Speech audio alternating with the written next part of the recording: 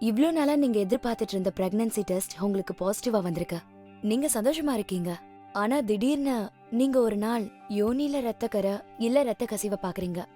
கவலையா தான் இருக்கும். அதுக்காக நீங்க கருச்சிதைவு ஏற்பட்டுருமோன்னு தப்பா மட்டும் கற்பனை பண்ணிக்காதீங்க. ஃபர்ஸ்ட் ட்ரைமஸ்டர்ல அதுவும் 12 வார பிரெக்னன்சில ஏற்படுற கசிவு பிரச்சனையே கிடையாது. பெரும்பாலும் பாத்தீங்கன்னா முதல் ட்ரைமஸ்டர்ல உங்களுக்கு ஏற்படுற ரத்த கசிவு உறுதியா சொல்லணும்னா அது பெரிய ப்ராப்ளமே இல்ல. பிரெக்னன்சி எப்பவும் போல நார்மலா கண்டினியூ ஆகும். ஆனா கண்டிப்பா நாம சில காம்ப்ளிகேஷன் இல்லன்றத உறுதி செஞ்சுக்கணும். அந்த ரத்த கசிவுக்கு நிச்சயம் வேற காரணங்கள் கூட இருக்கலாம். ஃபர்ஸ்ட் முக்கியமானதே கருச்சிதைவுங்கிற கவலை தான். 15 to 20% ஃபர்ஸ்ட் பிரெக்னன்சி அதுவும் முதல் 12 வாரத்துல கருச்சிதைவுல முடியலாம்.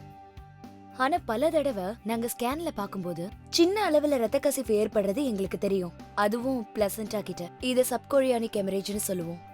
ஆனா சில சமயம் காரணங்கள் என்னன்னே தெரியாது. நாங்க இத த்ரெட் மிஸ்கேரேஜ்னு சொல்லுவோம். இந்த மாதிரி ஒவ்வொரு கேஸ்லயும் பிரெக்னன்சி நல்ல ஆரோக்கியமா கண்டினியூ ஆயிட்டு தான் இருக்கும். ரெண்டாவது முக்கியமான காம்ப்ளிகேஷன்ஸ்ல நம்ம தீர்க்க வேண்டியது என்னன்னா எக்டோபிக் பிரெக்னன்சி. பட் கருச்சிதைவை விட ரொம்ப ரேரான ஒரு விஷயம்.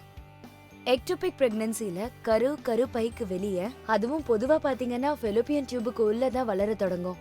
அதை நாங்க காமனா டியூபல் பிரெக்னன்சின்னு சொல்லுவோம். பேஷண்ட்ஸ்க்கு இந்த மாதிரி எக்டோபிக் பிரெக்னன்சி ஏற்படுற ரிஸ்க் அதிகம்.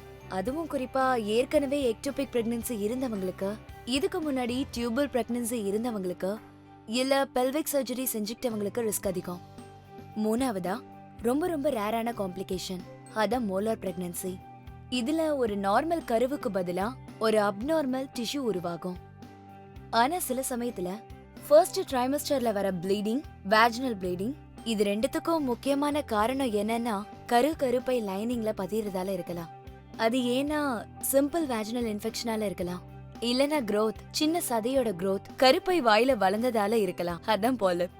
ரொம்ப ரேரா யூரினரி ட்ராக்ட்ல வர ப்ளீடிங்க வேஜினல் ப்ளீடிங் தானே சிலர் தப்பா நினைச்சுக்கலாம். பட் வேஜினல் ப்ளீடிங் வந்துச்சுன்னா அதுவும் முதல் 12 வாரத்துக்குள்ள உங்க பிரெக்னன்சில கண்டிப்பா நீங்க உங்களோட டாக்டரை மீட் பண்ண வேண்டியது ரொம்ப அவசியம்.